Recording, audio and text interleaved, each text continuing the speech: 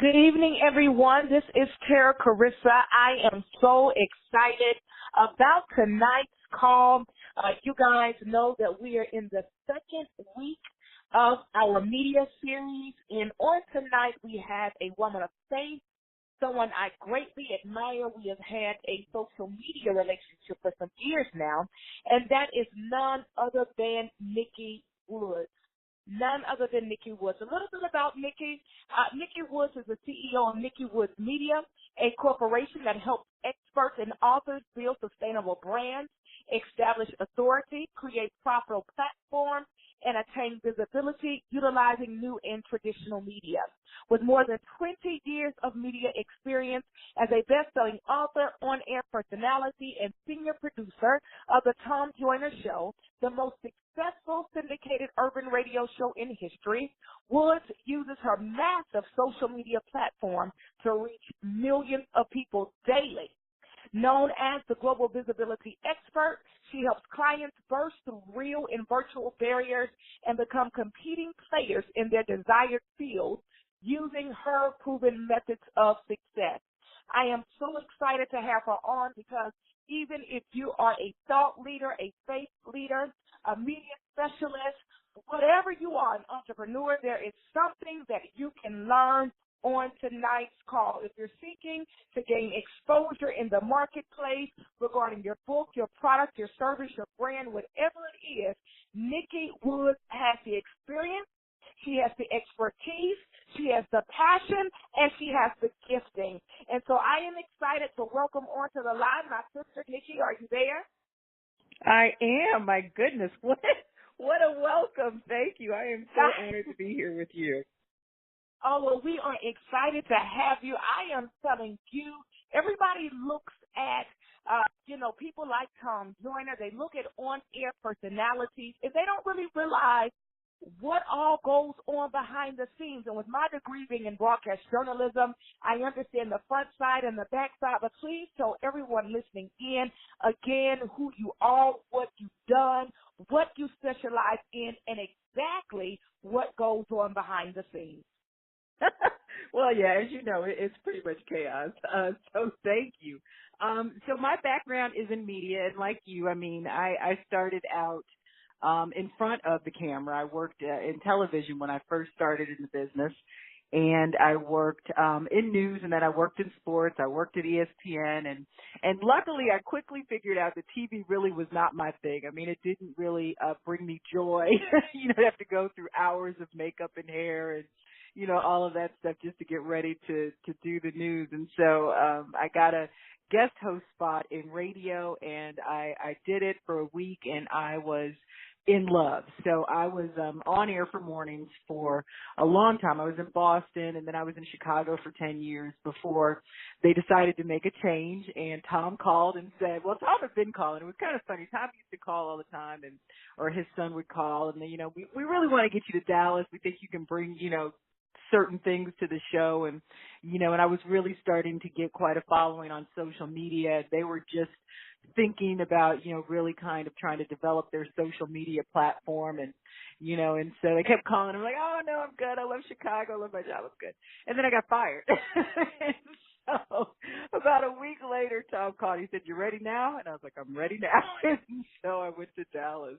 And that really was my first taste of behind the scenes as a producer. And I still did a lot of on-air work. I was still on in Chicago every day, and I still did on-air work for Tom. But it was really important to me, and Tom even told me this when we first had our deep conversation about what the job would entail.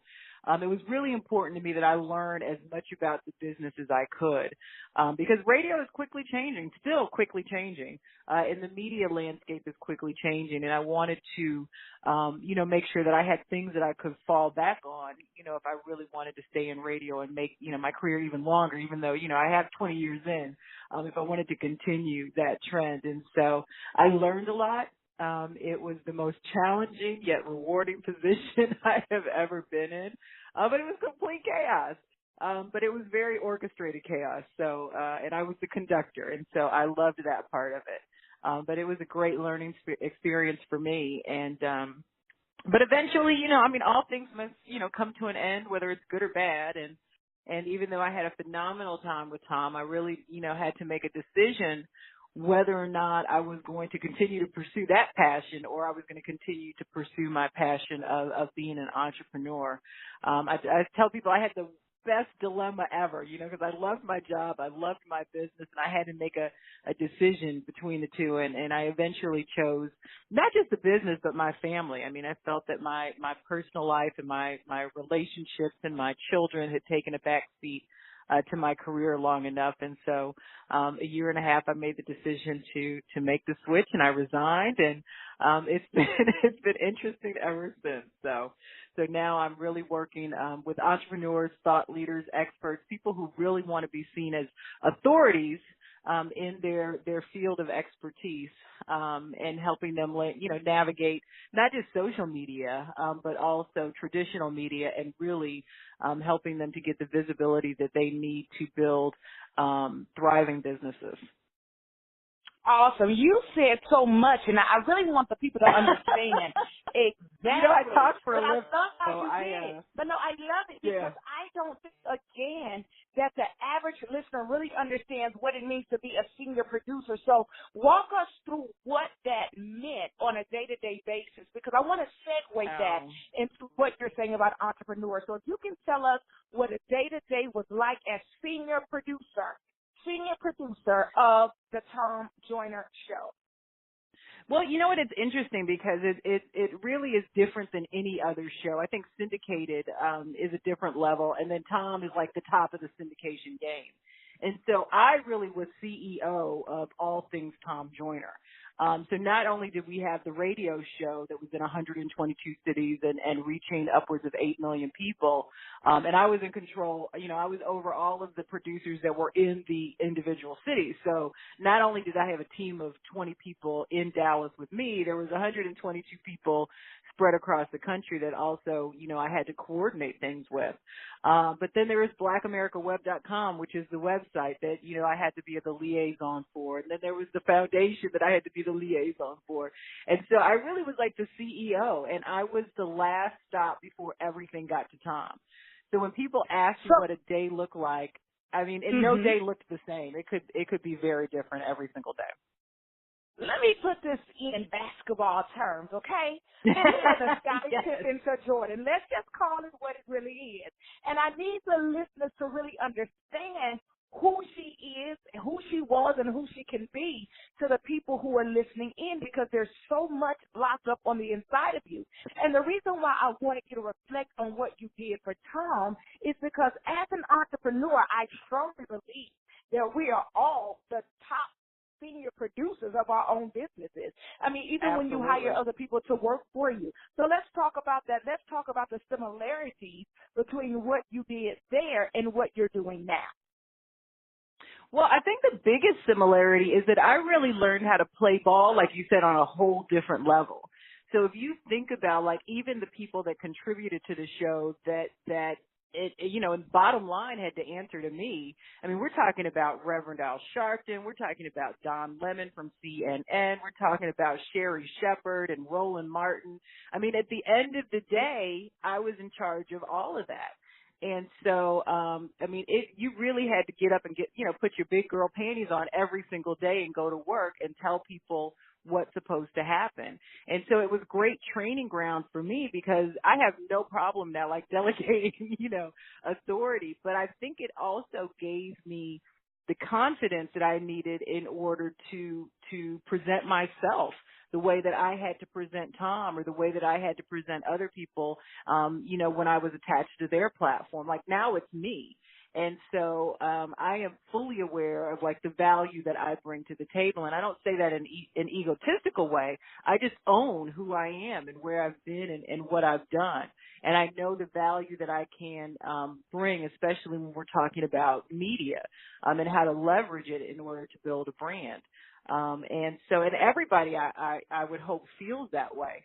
I have a certain, skill set that a lot of people don't have, but everybody should kind of own where they are and who they are and all the experiences that they have had that make them who they are. But I have no problem. I mean, I could call the White House when I was working with Tom. I love it. You know, and so yeah. So I mean, there's people that I can get on the phone that would make your head spin. But I was very confident in who I was, but I was also a really hard worker. I also really believed in the brand, and I always sought to bring value to any kind of situation that I was in. And I think when you show up like that with like a servant's heart, like you just really want the best for the brand that you're attached to, then you can't help but be successful. I love it. I love it. So much wisdom in that powerful soundbite you just gave us. You know, Nikki, like you said, you work with so many people. You could literally put in a phone call to the White House. What tips do you have for the up-and-coming thought leader, faith leader, entrepreneur that says, I want to make a global impact in the media? What are some tips that you have for them? Well, the first thing is really just to figure out what value you bring. I think the biggest mistake a lot of people make when they're trying to develop a media presence and then leverage it is it's just about the sale to them. So they want to talk about their book or they want to talk about their product and their service. And I get it because I've written books, I have products and services, and I get it. But unfortunately, the way people think, they really want you to show the value first. So if you're a financial expert, let's just take that because finances are always easy. But if you're a financial expert and it's coming up on tax time and you want to pitch yourself and you just wrote a book on, how to save $2,000 when you file your tax returns.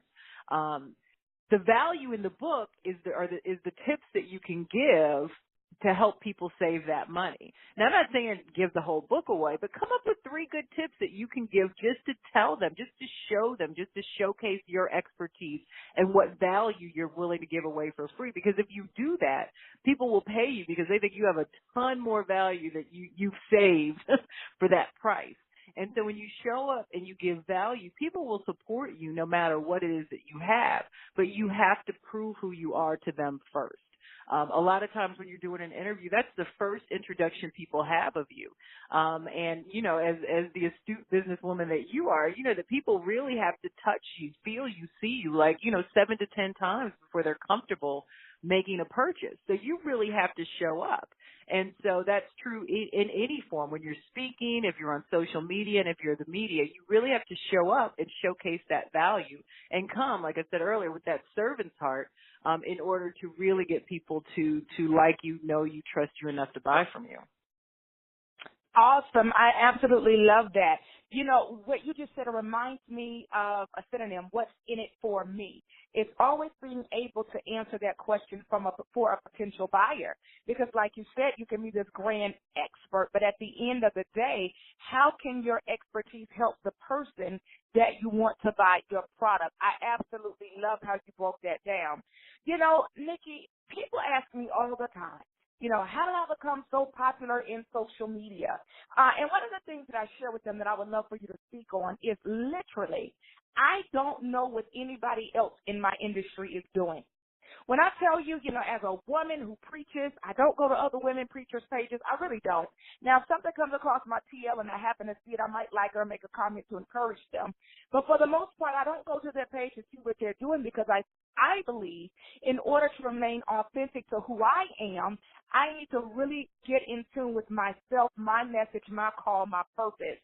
What would you say to the up-and-comer in any industry that doesn't quite know what their identity is and they're looking to social media and other people to create their identity? How would you speak to that? Well, I would tell them to stop. Don't do it. I agree with you. I don't know if I take it to the extreme that you do, but I think that, and you probably could do it, and it wouldn't change who you are because you're so, secure in your brand, just as I am. So nothing that anybody does really feels threatening or, I got to do that now in order to be successful. I mean, that never happens. But if you don't know who you are and you don't have a brand, sometimes it feels easier just to kind of emulate or even copy what other people are doing. And unfortunately, people can see right through that. I mean, the best thing and the most engaging thing about a brand is the authenticity. And I think people can see a fake like a mile away. And so it won't work anyway, even if you do it. I think the best thing about, you, because I've seen you, online, I've talked to you in person. I mean, the best thing is that you are the same wherever you are, no matter what. There's no, put on social media in order to get followers. I mean, you are just you. And I think that's the best compliment any brand can have, that no matter where you are, that brand is consistent. And so for people who waste the time like buying followers or emulating somebody else, it's just not going to work. It's going to be a waste of time and energy. So I always say don't do it. And if you're not sure of who you are, you really should, speak with a brand expert and try to figure it out.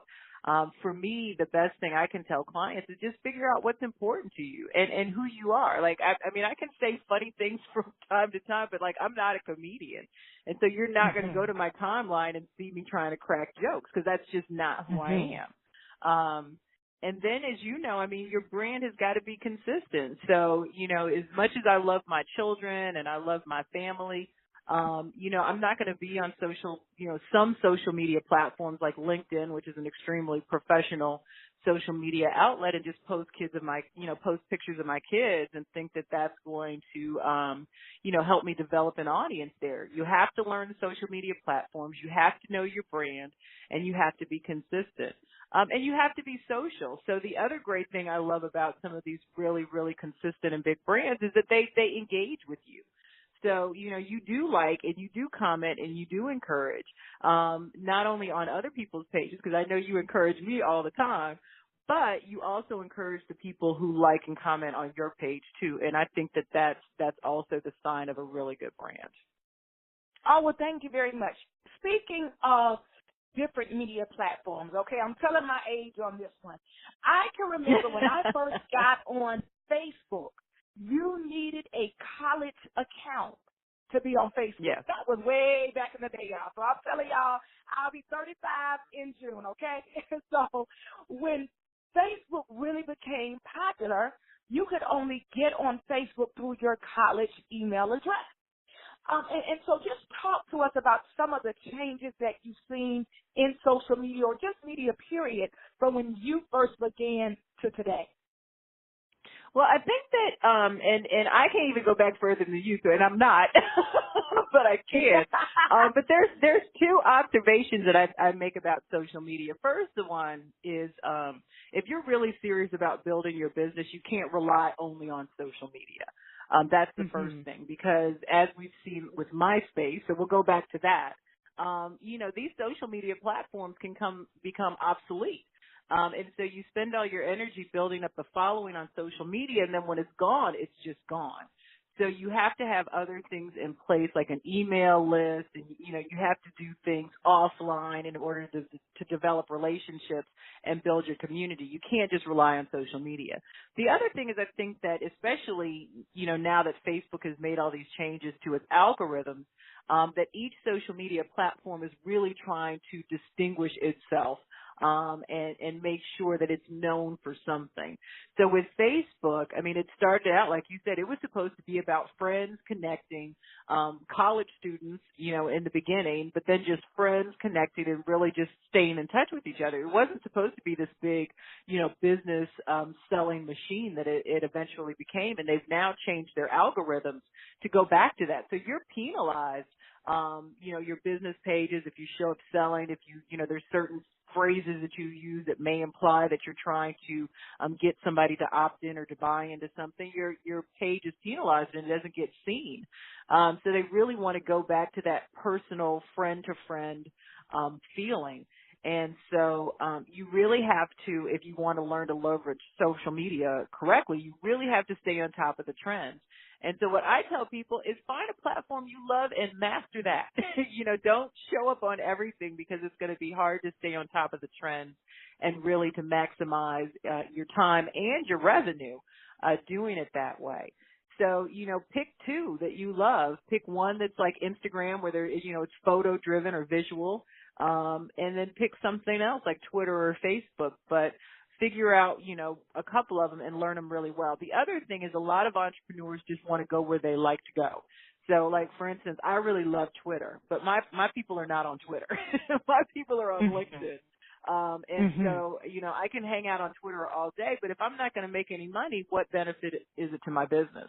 So I really had to learn how to navigate LinkedIn. So there's a lot to it. It's no longer just hanging out. I mean, it really is serious business for a lot of people. So you need to do your research and your homework. Awesome. Well, you know what, Nikki, obviously this is a faith-based platform, so I would be remiss if I didn't ask, tell us times in this industry called media that you had to rely on your faith. Let's talk about that. Wow. I think my entire professional career has been a faith walk. I mean, I don't think that there's any way that you can be in a business as dicey as entertainment and media and not really be able to rely on your faith. But I will tell you something that my mom told me a long time ago, and it just stayed with me. I mean, she really said that whenever you go to a job, you are really not working for the CEO, or you're not working for the boss, or you're not working for the executive producer. I mean, you're really working for God.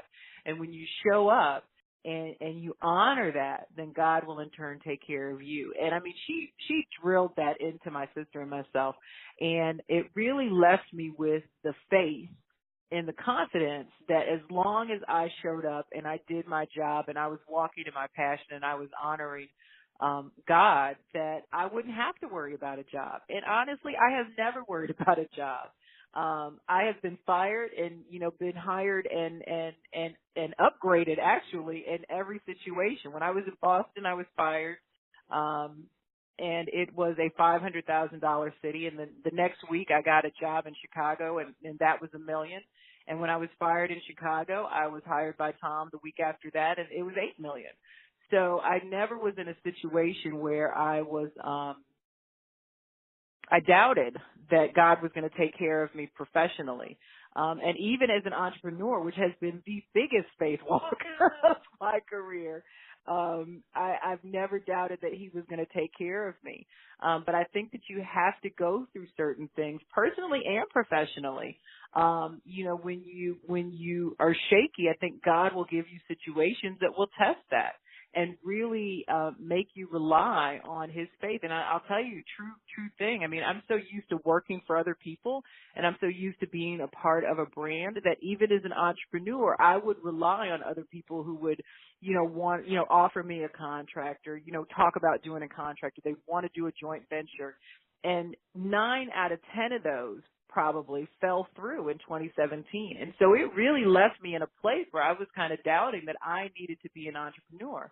And in about October, and I was still doing okay. It wasn't like, we were going to be on the street. I was still doing okay, but it certainly wasn't the, the professional rise that I thought I was going to have. But in October, I was sitting, and I was meditating and praying and kind of just having some quiet time.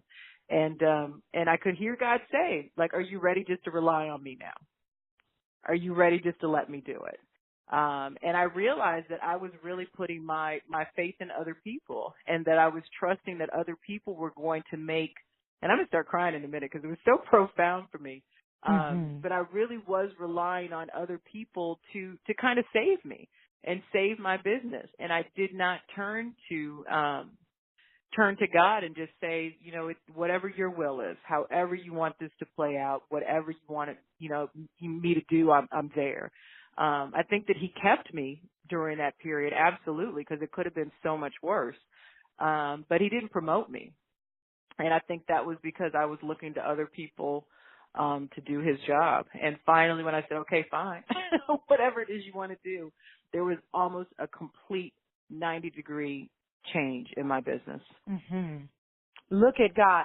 Nikki, I have shared my testimony very openly about how in 2009, however old I was then, somewhere in my mid-20s, I was doing very well, making 6 figures here in Atlanta, working in the media leg of an airline for their magazine. And I was doing very well, and God told me to quit my job, and I'm like, what? Child, please. And then I hear you give your testimony of literally walking away from $8 million. I didn't listen. I'm a woman. I get numbers, okay? and I hear you say that, and I know I minister to so many people who say, I'm feeling led to leave my job or to leave this career or in go to my purpose place. And so to hear you give that testimony, I just want to pause and say I honor you, I respect you, and I salute you because I understand what that's like to a degree. I understand that on the level that I had to live it, but to hear you live it and survive it on another level, that is something that is very honorable, and that is something that I know the listeners can glean strength from. So thank you so very much for your transparency and sharing that with us. I want to get to your business because, again, that's who you are now. That's your current chapter. So please tell us what you do, what services you provide, how people can connect with you. We want to hear it all because I'm telling you there are people listening in right now who want your services. From the mega pastors, I'm looking at the people on my screen now, from the mega pastors that are listening in. We even have reality TV stars listening in right now. Tell us what you offer and how people can get in contact with you. No, absolutely. I mean, what I specialize in is really helping people create their authority. So if you are an expert, an entrepreneur, a thought leader, a speaker, an author, even celebrities, I mean, because that's where I come from. So I have some, celebrities that I work with now. If you're interested in being, at the forefront and not just a part of the conversation, but you really just want to lead it, I mean, that's what I do. And I do it through not only just traditional media, but also social media, and really helping you, exert your influence. And so it's something that I love. I am not a PR agency. I like to say that nice and loud, because I also think that there's a level of, entrepreneurs, experts, and authors, that are not quite where they need to be to hire a PR agency. I mean, when I take on, one-on-one clients, it could be $10,000 a month.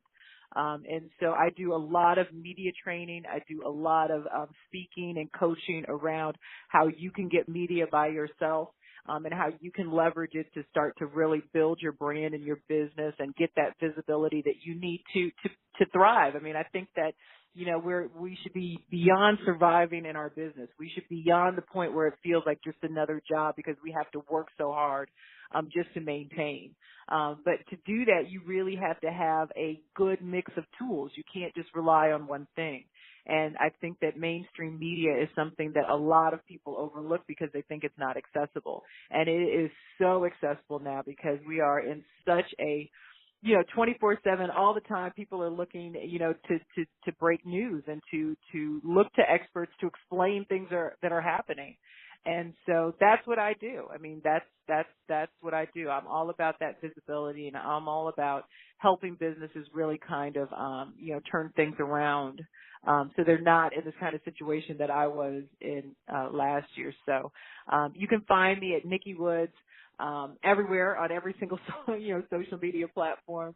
But I also have a free gift. So I always give away a free manual of how you really can start to put together your media plan.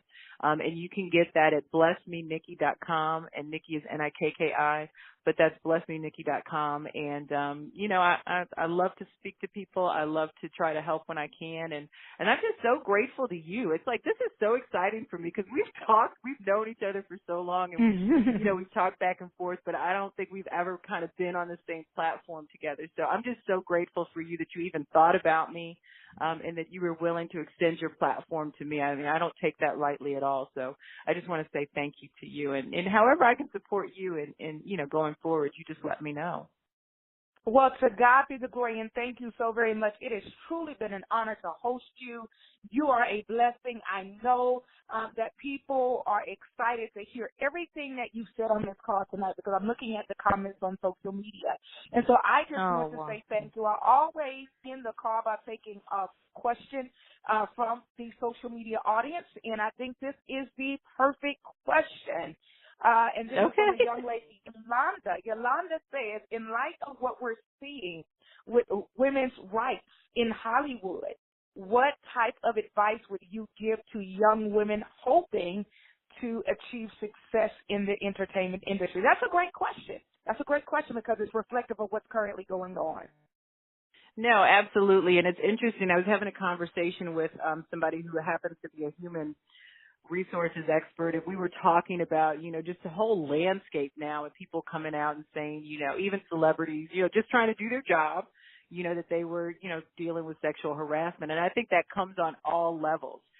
In fact, if you really look at the definition, I told my girlfriend, I was like, I was sexually harassed like every single day of my job, because it's what we don't know, and the law that we're not quite aware of. So I'm so glad that this movement, is happening. It's unfortunate that it had to come to this, but that people are really learning their rights. I think that it's important, as young women, that that you can stand in what you believe, and you can say no to situations that don't make you feel comfortable.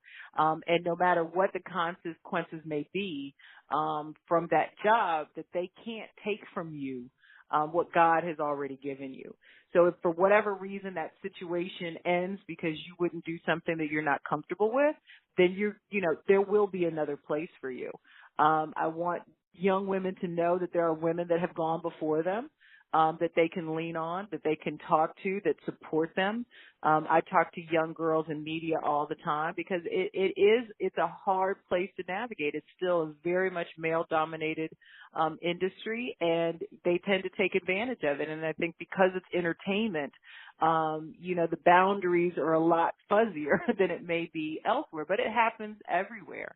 And I think there's such strong women that have come forward and been the voice for others who couldn't, and that I would just encourage young girls to lean on that and to reach out if you need help and get advice, get guidance. I mean, you don't have to do it alone. I think it's probably like 8 in 10 women now have probably experienced some kind of sexual abuse or sexual misconduct on some level. And the reason that, we're here to talk about it is because we're supposed to help other people through it. And so, what really hurts is to think of, a young woman who feels that she's so alone and that she doesn't have anybody to talk to. And so I would just encourage her, to stand in your conviction, but also reach out and get support to help you through it. Awesome. Well, thank you so very much again. And please, again, tell the listeners where they can get that free resource, blessmenikki.com. Please tell us that again. It's blessmenikki.com. And, you'll get an email from me. So if you have any questions or you just want to, find out more about what I do, you can just reply to that email, or you can find me on social media. I'm Nikki Woods everywhere. I'm really responsive because I love to talk. And now that I don't have to go to work and talk every day, I'm looking for people to talk to. So just reach out. I would love to talk to you. Awesome. Well, thank you so very much again, Nikki. Thank you to everyone who is listening in. We honor you, and we are excited. So once again, everybody, we hosted Nikki Woods tonight, phenomenal media expert. Reach out to her, blessmenikki.com, because I am telling you, there is wisdom that you can glean from this vessel. If you're looking to expand your brand, if you're looking to get more exposure, don't count yourself out. Reach out to her. Find out what services, what products, what information she has that can be a blessing to you on your journey. So everyone, thank you again for listening in. Have a good evening.